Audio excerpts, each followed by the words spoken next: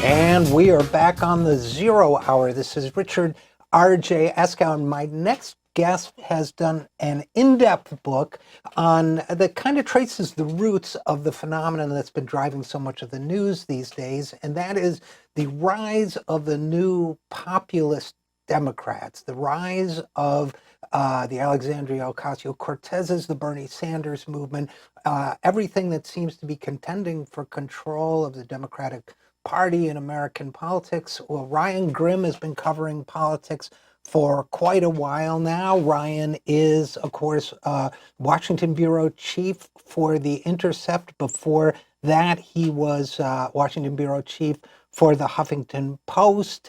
He's led Pulitzer Prize-winning teams, among other things. He's written a couple of books, and he's got a new one out entitled We've Got People, From Jesse Jackson to AOC, The End of Big Money and the Rise of a Movement. I would hold up a physical copy if I do the publisher well enough to get a physical copy, but I don't.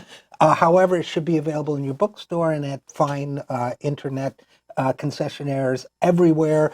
And he joins us now. Ryan, thanks for coming on the program. Oh, you got it. That subtitle is kind of a mouthful, huh? Well, it is. It works fine in print. Now. It works fine in print, though. It tells the story. Right. So let's start with this. Where does the title come from? So to trace, where this current movement or energy comes from, I went back to the Reagan era, and particularly focused on Jesse Jackson and the energy around him, the movement that kind of gathered around first his 1984 shortened, and then his much longer 1988 presidential campaign, which was kind of a proxy for an alternative approach that the left was suggesting quite gently to the Democratic Party, that may be a better approach to fight back against what the Reagan agenda was trying to bring to bear. And it effectively said, look, let's be a party of people. Let's be a huge coalition. Let's be a majority coalition in the country that combines progressive whites, working class whites, blacks, Latinos, the LGBT community, and pulls that together to counteract what the Republican coalition is trying to build, which is just moderate to conservative white people, essentially. There was a rival faction within the party that said, no, the actual way for us to get back to power is to use our control of the House of Representatives, the last kind of bastion of control that they still had, take that to Wall Street, take that to corporate America, and use it to extract money, use that money to run expensive campaigns and match Republicans dollar for dollar, and that made it impossible for them to run kind of a populist platform. And so instead, it's more of a pro-corporate platform that then necessarily needs kind of a dose of racism, or maybe several doses, depending on the district that you're talking about. So that was counter to the Jesse Jackson approach, which said, no, you don't need any racism. You can have a party of values, and with that, you'll build a true coalition. So you're really, I think what you're really saying here is that what we're seeing in terms of the conflict in the Democratic Party now have deep roots and long-lasting roots, and that the modern era of this, the one we're in now, really began in a sense with the Jesse Jackson movement and the attempt to redirect the party beginning in 1984 and then in earnest in 1988. I mean, that's the gist of it, right? Yeah, and the thing with tracing something back is that you can always go a day earlier. Right. Because everybody who's doing any work is building on those who came before them. So, you'd have to go back to Adam and Eve, if you really want to, say it's the first, because the Jesse Jackson campaign, Jesse Jackson was the right-hand man for Martin Luther King, and so you have to then recognize the civil rights movement in the 1960s, right. and then if you want to recognize that, you have to recognize the civil rights movement from the 1930s. You have to recognize the trade unions that were I was just pushing going to for say, change in yeah. the 30s and 60s. And, Yeah, yeah, A. right. Philip Randolph and Eugene Debs, and right. You do have right. to pick. And then you got to go back to William Jennings Bryan, and then you got Right. We and then could. you got to go back to the populists of the 1800s. And I actually had an entire chapter on kind of the populist movement of the 1880s and 1890s, and I ended up cutting it because at some point you gotta pick a place.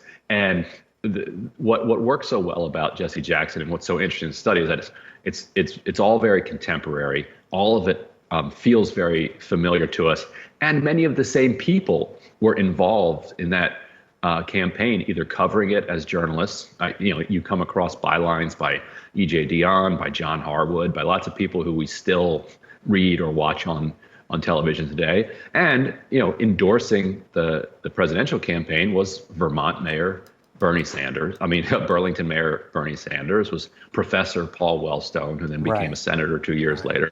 And so fighting against it are people like Barney Frank, people like Nancy Pelosi, the kinds of people who are, not just the kinds of people, but the precise same people, who are still involved in our politics today. So the current, I think that it is fair to trace this current wave to the Rainbow Coalition that formed around Jesse Jackson and kind of caught fire, briefly in 1988. And by the way, I was around in those days, but I was mainly a rock and roll musician at the time. So you won't find my byline. The other guitar player in my band, Jesse Jackson had a campaign to clean up the lyrics in pop music and make them less misogynistic and obscene. And the other guitar player in my band, I couldn't convince him to vote for Jackson because, in his words, quote, he don't like rock and roll. So you can't convince I remember at the time, the left was really dismissive of all of those efforts. Frank Zappa would, challenging Tipper Gore, on her, and we saw it as old-fashioned and constricting freedom of speech and just kind of grandfatherly and pathetic. But if you look back at the rap lyrics from the 90s, there's not a lot to be proud of in the songs that were being produced then. The misogynies, the depth of the misogyny was evident to people at the time, but you really cringe looking back at it. So it doesn't necessarily mean that I've come around to the idea of censorship or would agree with necessarily what he was saying. But man, he had, looking back, he had a point.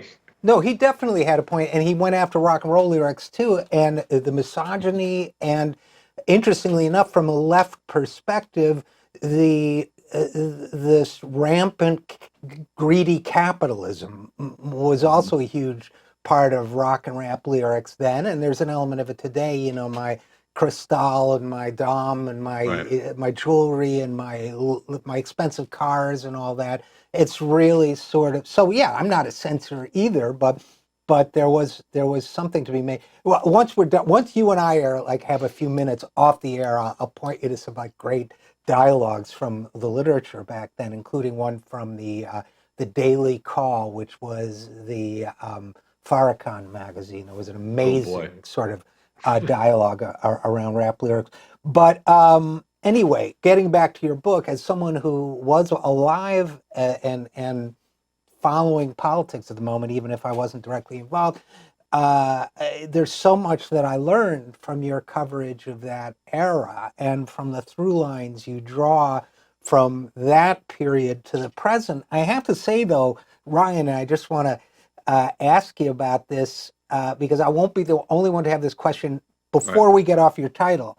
The end of big money. It seems to me like big money is doing okay right now. Well, big money will always be fine, and it's an aspirational, it's an aspirational subtitle, but it what it hints at is the possibility that in a post Citizens United world, that where the Constitution is not amended anytime soon, that you could conceivably wind up with a two-party system in which one of the parties is funded by billionaires and the other party is funded by small donors. And you see a move in that direction with the Democratic presidential race, with this call to get 65,000 small donors in order to, qualify for the debate stage. That's a radical new innovation in presidential politics. In the past, it was just how much money did you raise, and that was the only number that mattered to anybody. And so you already have kind of a faction within the Democratic Party that is small dollars versus a faction that is half small dollars, half big dollars. So you're part way there. Now you're always going to have one party, I assume, that's going to be big money. But then you have an interesting parity. You're going to like the billionaires will always have more money than regular people. You just look at the data, and it's also just the logical conclusion of being a billionaire. But there's one thing that the American people agree on in poll after poll after poll, and that's that politicians are corrupt. And if one party can point to the fact that they are not funded by billionaires, but they're funded by everyday regular people, that gives an advantage that can level a playing field against like a Koch Industries. Well, it's interesting. And again, I want to reiterate, we're talking with Ryan Grimm, whose new book is We've Got People, From Jesse Jackson to Alexandria Ocasio-Cortez, The End of Big Money and the Rise of a Movement.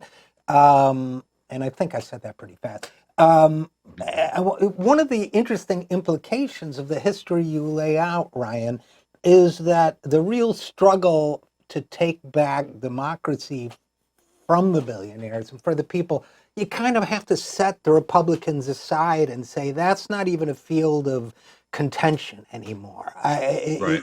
Based on recent history, not based on ideology you or I might hold, but just based on recent history. Nobody within the Republican Party is contending for let's not be the party of billionaires. Right. But within the Democrats, it seems to me that's where the ideological struggle is being waged for the future of democracy, in a sense. Because what you've got and what you're chronicling here is you've got a segment of the party that says, look, and they can and have been demonized, but whether you demonize them or not, they've drawn the conclusion that the way to win is to attract big money donors in order to raise the funds necessary to beat Republicans, which means tailoring your policies and positions accordingly. And you've got another faction of the Democratic Party, Bernie Sanders. Well, I remember we were constantly delighted when I was working for Bernie in 2015, 2016 by the amount of money coming in, raised serious presidential contender money, more than nearly a quarter of $1 billion off small donors. So you have this, this struggle, I guess the battle line is within the Democratic Party, right? Right. And it would be so fascinating to see what would happen if the Democratic Party would say, you know what, we've tried this big money approach for 30 years and look where it's gotten us. And the UN says we have, 11 and a half years to turn our entire industrial economy around, or it's going to be Armageddon. Let's try something radically different. Let's embrace what the left is saying here about how to fund the party. And let's publicize that. Let's tell people, look, we're not going to take big money anymore. And this doesn't mean we're going to just stop taking corporate PAC money, but the corporate PAC money can go elsewhere and still funnel into our party. It's like, no, we're not going to take anything above X, say it's $250, $400, whatever the number is. And that means we need you. That means we need your help. And it would be fascinating to see if that converted to tens or hundreds of millions of dollars, and people saying, you know what, if you need me, if you're not taking big money anymore, then okay, I'm happy. Put me down for $10 a month, recurring contribution to the DCCC or the DSCC or whatever it is, and then you take that battle directly to the Republicans. But that's not what's happening. It's for a combination of reasons. One, there are people who are convinced in the party that something like that wouldn't work. And then two, there are people whose entire livelihoods depend on it not working. And so there's going to continue to be this struggle. And, progressives just have to keep showing victories and winning, like that nobody's going to be persuaded intellectually and just hand it over to them. Yeah, let's talk about that for a second, because that is the implicit question behind, the book and behind a lot of the debate that's going on right now. I happen to be one of those people who believe it can be done, that Mhm. transition could be made and would in the end wind up being successful. But the party is not, the party establishment, the Democratic Party establishment does not even seem to be seriously considering that. It seems to be actively fighting it, scoffing at the idea when it's raised. And you and I have talked about this before in the context of whether it's one of Nancy Pelosi's chief policy advisors, Wendell Primus, whether it's in the context of other things. You've been on this show before. We always appreciate when you come on. But your book provides a lot of grist for this particular discussion, which is, okay, what is the problem? What is keeping the Democrats from doing it? Partially, to me, I'll give you my thesis, and then you tell me. Partially, to me, it's myopia. Partially, they really think they can replicate the successes of the '90s with centrism and corporate money, and I think the world has evolved past that. Partially, it's a lack of ideological beliefs, which I think are a good thing, not a bad thing. We used to call them values. Um, and partially, I think it's self-interest. As Disraeli said, you can't convince a person of something if his or her livelihood depends on them not believing it. And partially, it's just sociology and herd stuff. But what do you think? Or are you not prepared to draw a conclusion Right. because you're just calling them as you see them? Well, I mean, part of it, I don't mind taking some guesses. Part of it is that an entire kind of consulting complex, has built up around the idea that big money is the way to go. Now that consulting complex has evolved to start including consultants like Mothership Strategies and kind of an email vendor that is probably in your inbox and everybody else's. They're locusts. They're the ones that for some reason center align their emails. They have different colors and different fonts and different sirens. And there's always Armageddon coming, and they have found ways to extract small dollars from people. So small dollars alone are not a panacea, but in general, that's just one or two firms. The rest of the firms kind of do rely on this more big money approach. At the same time, if you've been doing this for 30 years, you wind up having a lot of people who believe in it. So it's not a lack of ideological rigor or values. It's the existence of those values. Somebody like Sherry Bustos would not be the DCCC chair in a world that you're talking about, where it's a small dollar funded and it's a progressive populist project. She is a former healthcare executive who has right wing kind of within the Democratic Big Tent, but right wing values. And so she sees it as a good thing to be taking health insurance industry money, to be and to be taking the positions they are. So you wind up with a lot of those people embedded in the network of the Democratic leadership who just aren't here for the small dollar revolution or here for a political revolution. They don't think it would be a good thing. They don't actually want it to happen. So, yeah, I think that's very true. And of course, they have a lot of dollars, big dollars behind them. So they don't have to collect dollars 27 at a time. They can collect them bundled in six-figure amounts. So they do have a sort of structural advantage. I want to talk to you, Ryan, about an aspect of that conversation. And it's something I've been thinking about writing about myself, which is Nancy Pelosi keeps using. In fact, I think I will write about it unless you decide to beat me to it. But Nancy Pelosi keeps talking about majority makers. And when Right. she uses the phrase majority makers, as you know, she means that in order to get a Democratic majority in Congress, you need to run conservative Democrats. You've been writing about conservative Democrats lately in The Intercept, or Josh Gordheimer, or whomever. But her belief is that you have to run them in certain districts in order to win. Now, my interpretation of the facts so far, and I think you have to separate the world I might wish it would be from the world as it is. So it's a potentially accurate, right? She could be right. That's one possibility to consider. But another possibility to consider is that there's an element of self-fulfilling prophecy in it, which is that in these districts, the Democratic establishment and the big money is funneled to the right-leaning Democrats who get the nomination and then sometimes win, and then it just reinforces the belief that they're the majority makers. So I am sort of digging into this issue as I can, but what in your research on the book might have led you to draw a conclusion, if any, either way about this whole question of majority makers? I mean, what I found, which is interesting, is that ideology is actually greatly overrated as a predictor of whether or not a candidate is going to win by both the left and the right and the center. Everybody thinks that it matters more than it does. The quality of a candidate is important, but what's most important is the kind of national environment that exists at the time of the election. In 2006, Rahm Emanuel, the DCCC chair, insisted that none of his candidates could run against the war. They could call for a new direction, but they should not be against the war. Polls showed that the public was wildly against the war, and analysts concluded afterwards that they elected Democrats in 2006 because they were anti-war. In some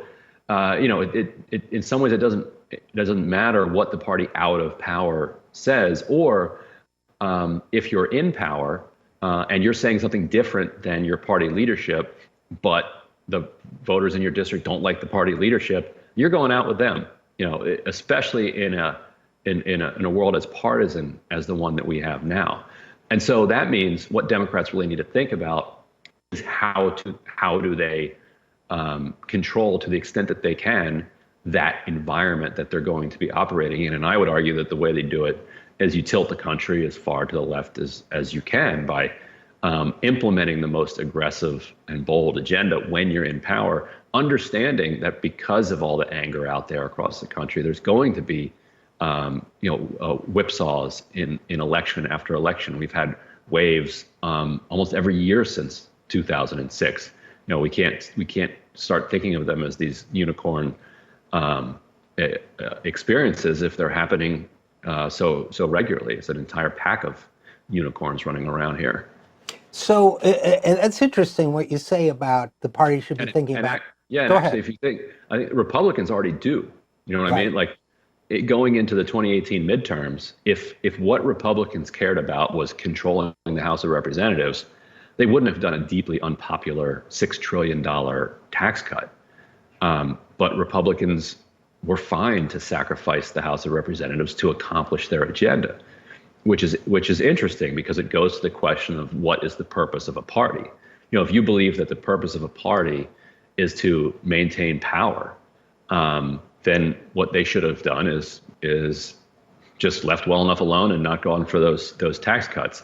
But if you think the purpose of a party is to be a vehicle for the ambitions of the people who control the party, then they were right to trade $6 trillion for the House of Representatives. That's a great deal. You take that every day. And so the equivalent would be Democrats coming in and saying, all right, we've got 2 years. We've got a 2-year window to work through our agenda. Let's do the strongest public option we can. Let's try Medicare for all. Let's get as much of a Green New Deal through as we can, pass popular agenda items, knowing that there's going to be an electoral environment where we get tossed out, but putting in place things that people like so that when Republicans try to get rid of them, they run up against the wall like they did with the ACA, for instance. Well, and again, we're talking with Ryan Grim, author of the new book, We've Got People. And Ryan, I would have to say that's a brilliant analysis that I agree with in almost every respect, perhaps save one, which is this, that the fact remains that the Democratic, I agree with you, the party, if it believes in something, should be willing to sacrifice from time to time politically in order to make those enact what it believes in, which is your point.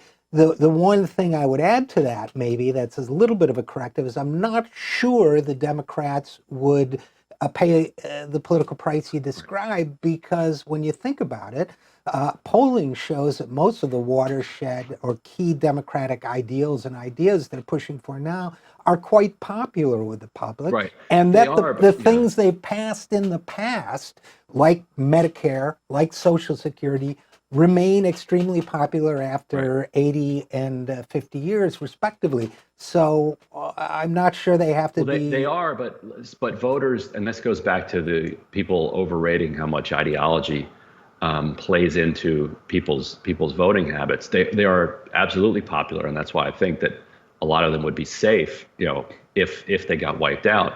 But the party could do a lot of things that were very popular, and there could still be a financial crisis. Right. There Sure. could still be a Zika outbreak or an Ebola outbreak could hit Oklahoma and panic the entire country. In 2014, Ebola and ISIS sweeping across Iraq and Syria had as much to do with Democrats losing in the midterms than anything else. That's just the vicissitudes of politics that Sure. you can do a little bit to control for, but what are you going to do about a BP oil spill? Right. Well, I mean, you can shut down the oil industry. So like that, that goes to the other point of like controlling the environment.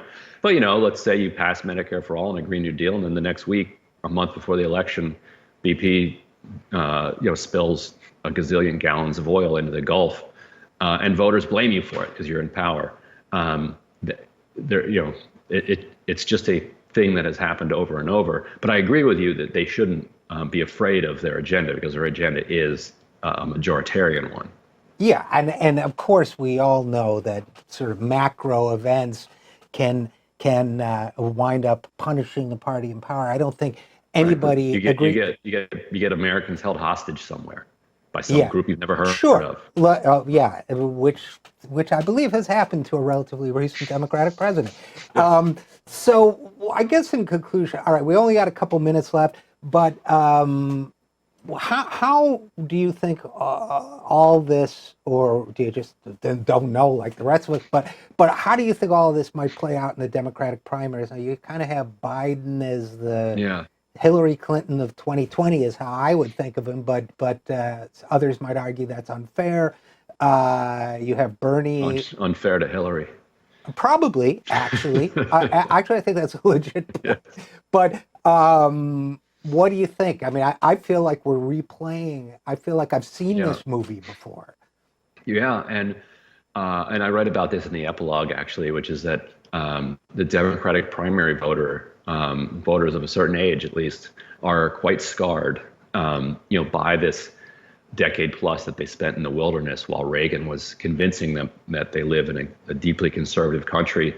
And so they've spent the succeeding, several decades searching for, moderate white guys, or in the case of Hillary, moderate woman, who could appeal to these elusive voters that Democratic primary voters think are the ones that swing elections.